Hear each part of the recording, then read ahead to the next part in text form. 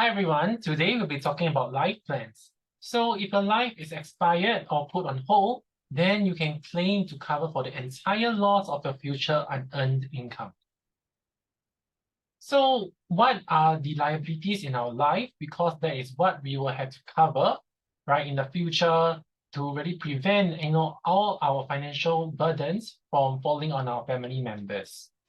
So first of all, right, we look at the timeline of, our horizon here.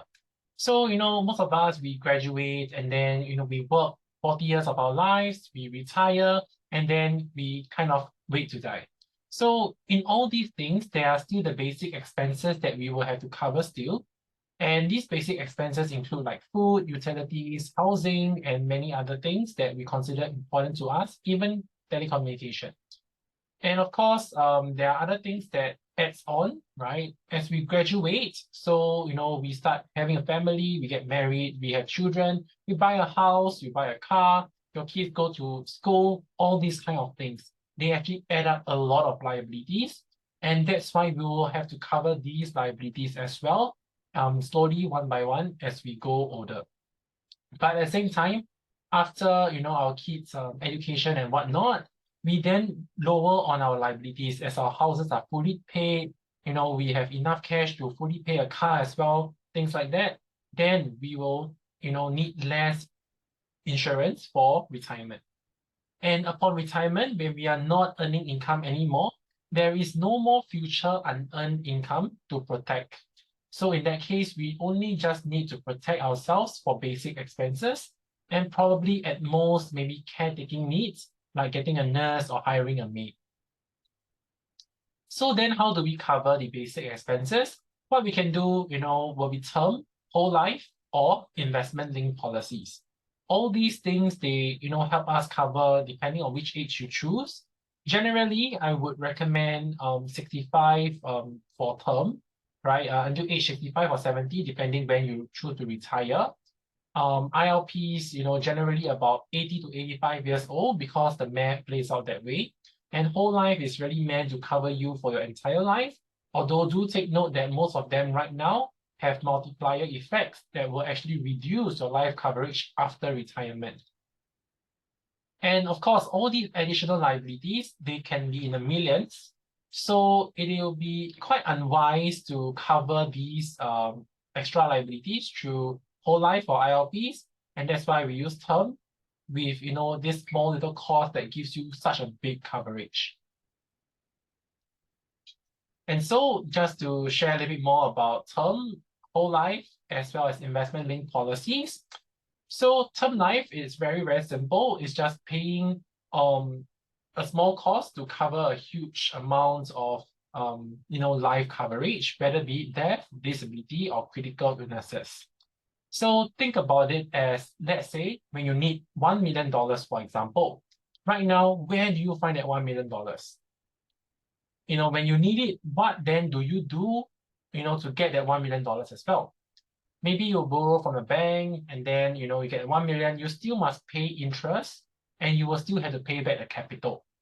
But what term life actually does for you is that essentially you are just paying the interest first. Then upon which you need the sum, right? When a critical illness happen or disability happen, you get the whole capital. So in that sense, we are creating a conditional asset for yourself, and that is what term life does for you. Whereas for whole life, consider it as a little bit of term, right? Add on a little bit of savings as well, endowments. So this is what makes whole life what it is. And of course, the last thing, investment-linked policies with insurance. Generally, it's like having a term insurance with some sort of investments. And I'll show you how the mechanics work later on. So for term life, as you can see, for example, we want to cover $100,000 and then covering until age 65. That is all the coverage that we will ever get. And once 65 is reached, then there will not be any more coverage. Now for whole life, it's a little bit more complicated. Before the multiplier age, right, you can actually have 5 times multiplier. So this is the maximum that is in the industry so far. So for a $100,000 coverage post 65, you can in fact achieve $500,000 before 65 in that coverage. And after the multiplier ends, you are back to $100,000. Of course, in of it in itself, it will be more expensive than term already.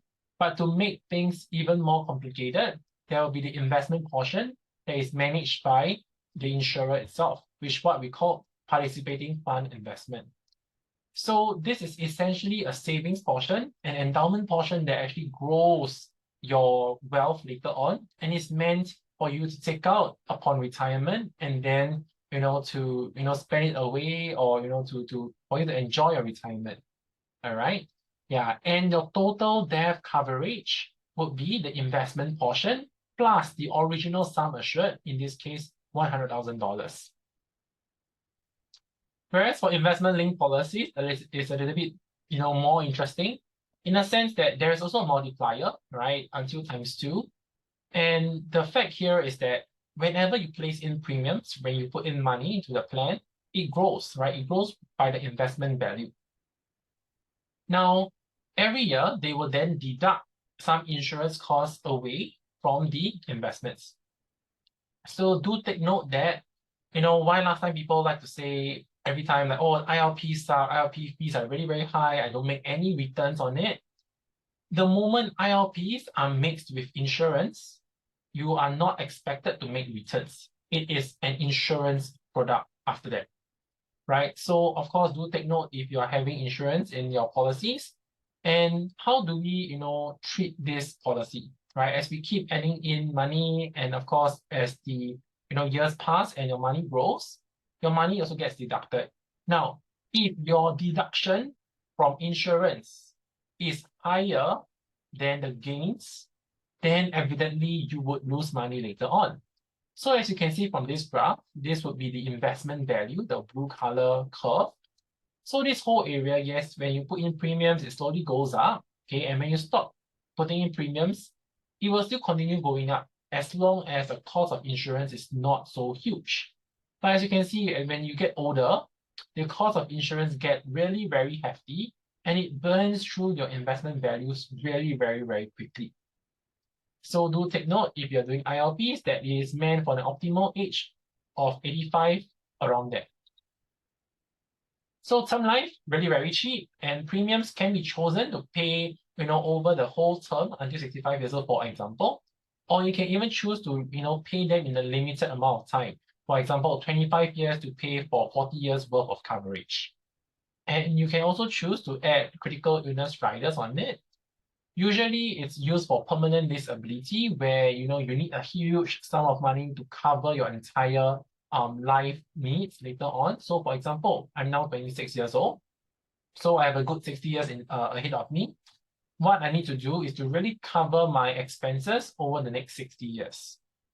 So that's why the amount is really, very big, and we of course need this term life to cover for such a huge gap. And for term life, there is no cash value, unlike the other two plans. For whole life, it's pretty expensive because of the investment portion, the savings portion. And of course, it is limited pay, right? Last time it used to be whole life pay, but now insurers decide that, okay, we should limit the payment, right, to a certain number of years, but it does cover you for your entire life.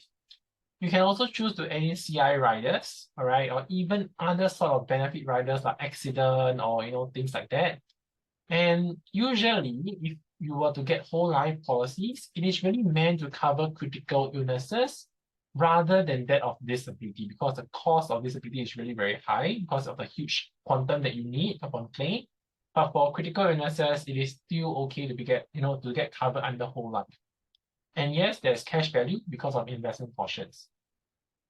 Now, with investment-linked policies, it's relatively cheaper as compared to whole life, but you can think of it that they are working about the same mechanics, kind of, right? And you can add on critical illnesses as well, including early CI, the same as the others. So in the same light, like the whole life policy, it is usually used to cover for critical illnesses. And the cash value gets eaten up each year, slowly but surely. So for term life, for example, right, we can actually have two permutations if you want to, cover for yourself. One of which, for example, to cover until 65 years old, right, where you have, let's say, $500,000 to cover throughout. And another way is that some people say that, okay, I want to, put it until 100 years old so that no matter what, I will definitely get back my money. I will still make returns upon my death. So this is the idea of term life. You can do it two ways. The second way is more for legacy building. The first way that we have over here will be more for total and permanent disability cover. So of course, in the first case, it's pretty cheap. And in this case, it's really very expensive because you're covering so much all the way until 100 years old. Now, for whole life policies, it's the same graph that you've seen just now. Probably, coverage until 65, the multiplier ends at a point in time. Then after that, the coverage reduces. So in this case, it's pretty expensive as well. So later on, past 65, you will realize that the coverage will be much, much lower than what you would expect. And then it doesn't really cover you that much. So in terms of cost, it is still quite comparable to the term life that covers you all the way to 100. Instead of having so much coverage past 65, you have savings element instead. Whereas for investment-linked policies with insurance, what we can actually have here would be a slightly higher return, hopefully, right, if the investments do well. So this really, really depends on how your financial consultant manages the funds for you or how you yourself manage the funds. So ultimately, think of it as it works similar to whole life policies, but do take note that it is very, very dependent on investment returns itself. And so the cost of this will be in between whole life and a vanilla 65 years old term life. So for whole life, right, how does the mechanics work? So if, for example, you have 50% early critical illness on this whole life death benefit, you can expect to actually have half of your sum assured remaining because this is considered an acceleration. So for example, if you have $500,000, right, in terms of coverage, you have claimed 250 in early critical illnesses, what's left behind is 250,000 death benefit, right? And of course, your investment value gets halved as well.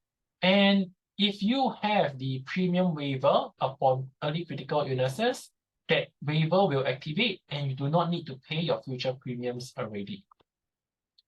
So this is how the pictorial looks like, where, after the ECI claim, your coverage actually drops by half and your investment value also dropped by half from where it was previously.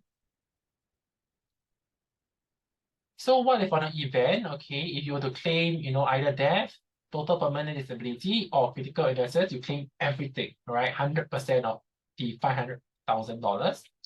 So the whole claim will be, given out to you, all right? So that is the idea, and then of course the policy stops after that.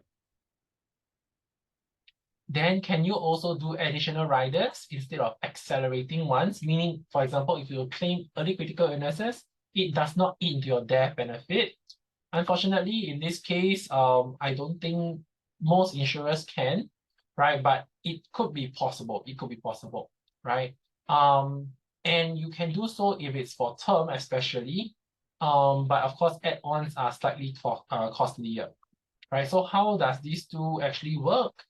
They are actually, one of which additional one, which is that it's on top of your sum assured, whereas accelerators, they eat up your sum assured. So the common saying here is that, investments and insurance really shouldn't mix with one another, right? But, is it really true, right? So is it because of high fees? Is it because of low returns? And of course, the answer is yes, all right? But let us understand why, okay? So high fees, in a sense, not really, but insurance costs can be a little bit high, all right? Depending on which age you are, which age you are, all right? So take note that this investments and insurance, so it's an insurance product. You are not meant to make returns. Right? So, okay, as long as your insurance does not burn through the value of your investments that heavily, it can still be a pretty good policy. So, whether it be low returns, it really depends on the funds that you choose, how risky it is, and ultimately how well your FC manages it. So, if you really do it pretty well, right, then you can also even profit, though not a lot, okay? But you can profit from, this ILP and even more than the whole life policy that you would actually have. So first of all, right, how does investment-linked policies work? They will then deduct insurance costs first from the portfolio each year. So this is a pictorial of what actually happens. So for example, if you were to gain from the market, that's normal, right? Okay, that's okay. Then it burns a little bit of insurance costs. So this happens for a few years, and maybe let's say this year, right? There's a huge loss in the market. You make some losses, and insurance costs will still eat up a little bit more. So that is how overall it works. So once more, as long as insurance cost does not exceed investment gains, you will have a gain of value. And of course, at the same time, in the earlier ages, insurance cost is really pretty cheap. And of course, later on, insurance is really very heavy on the cost. And that's why I do only suggest that for ILPs, only have it around 85 years old, and that's the maximum that you should cover for. So how do we look at in this case? You see the insurance costs slowly become bigger and bigger and bigger. So your investment returns over time does not make up for the loss, and the investment value eventually will deplete. So insurance costs, all right, is practically, much, much cheaper at our age. So just to give, a quick comparison, 1 million of coverage at my age, right, until 65 years old might only be about $600 per year. But if you're looking at, let's say, 55 years old to cover under 65, even so, your cost can easily be about 2,000, right? So that is a huge difference in cost. So, for example, in this case, whether should we get whole life or term or investment-linked policies, it really depends on when do you want to cover until. So, the estimated cost for insurance to be kind of indifferent, right? Because for ILPs, it works a different way, where each year your insurance costs start to increase, whereas for whole life or term, your insurance cost is actually fixed already. So in this case, roughly about 65 years old is where you would feel that, okay, the cost of whole life or term would be about the same as investment-linked policies. But of course, at the same time, you see the area, then you would have already benefit from investment-linked policies. However, as we continue going up, right, in age, then investment-linked policies tend to be, investment-linked policies with insurance tend to be a little bit worse off in terms of cost. And so it's about 92, at the age of 92, assuming investment returns about 6%, is roughly where you kind of break even or be indifferent between selecting whole life or term versus an ILP. So generally, right, premiums, right, they might end up cheaper and higher surrender values upon age 65, if that is the case. And if you want to actually withdraw money at age 65 for your retirement, then you can also consider ILPs as opposed to whole life, because maybe that is where only the break-even age happens. But ILPs at a point in time should have already profited a little bit more. So for ILPs, the insurance cost is deducted as a cost upon the portfolio rather than part of the premium itself. So in that sense, you can still save a little bit of money as long as you are still young. Whereas for whole life, the insurance portion is already considered in your premiums as a term, right? And that's why your cost is flat throughout. For ILPs, the investment risks are, taken by the client. Of course, if more risk, more reward. But for whole life, the savings portion, the risk is being taken on by the insurer. So they provide lower but steadier returns. And for the third point that we have, so ILPs provide you a little bit more flexibility and liquidity if you need so. So, amidst all these retrenchment activities, it does help in some way in relieving our cash flows. So I have this client who recently got retrenched from, one of the bank companies, and he was telling me that he didn't have enough to pay for his premiums. And of course, luckily he bought an ILP, right? And he was able to stop and go for a premium holiday for, until he found a job. So that was all right. So that is how we can, utilize ILPs. Whereas for whole life or term policies, you must pay all the way. And so this function is called a premium holiday, where you can still, have your investments grow, your plan continues, you're still protected, and your insurance costs still deduct. The only difference is that you don't put in money for this. So for whole life plans, you cannot go on premium holidays. You must really pay every single year.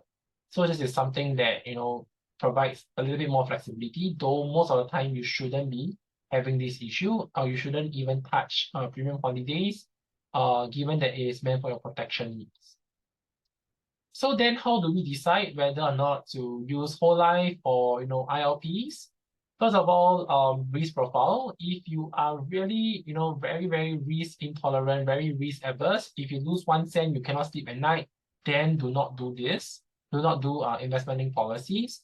Maybe whole life plans are slightly better for you. So consider it as, choosing endowments versus investments. Now, the second thing is that the length of coverage. If you feel, somehow that life coverage you want to cover until retirement or specific age, like 75 years old or something like that, then maybe ILPs will be more suitable. You can choose to, later on whether or not to pay your 25th term or, even pay on your 12th term, up to you. You can then, kind of like a scale where you can really just pull and choose when you want to pay until, and then there's a coverage for it. And the third thing, you can have affordability. Depends on the affordability, and also your looks upon the, your view on the returns or liquidity of the plan. So if you're looking for something that is a little bit cheaper, all right, and potentially higher returns, also at the same time, if you want to, have the option of stopping your premiums, then ILPs will be very suitable. And of course, the last thing would be that your FC itself, can he or she really, manage your funds well and advise you on which funds to switch into promptly, and also with, at least with some foresight. Then if that's the case, maybe ILPs will be better for you. So another thing that we talk about life, right, is the multi-claim critical illnesses. They are actually, a new set of policies that have been released quite recently. And what it does is that upon a relapse or a recurrent illness, a new illness, right? For example, let's say touch wood, you already had, stomach cancer before. Then now suddenly stomach cancer relapse again, or maybe developing a new illness which we call recurrent. So that maybe let's say lung cancer suddenly happened. Then you can claim a second time. Of course, only after the waiting period. So 1 year for a new critical illness, 2 years for relapse. So just to take note, this is just to protect the insurer, because ultimately, remember, life policies are meant to cover your lost income. If you get 2 critical illnesses, on the same time, then you are still not working for that same time. Unlike maybe let's say 1 year later, you might need to stop work a little bit longer, right? So that is the idea of life policies. So why should you get multi-claim? All right, usually it really depends. Some people think that, wow, 1 time already very unlikely, 2nd time confirm even more unlikely. But increasingly, statistics show, that of course, the chances of claims will be much higher nowadays, especially with all the dirty things that we are eating.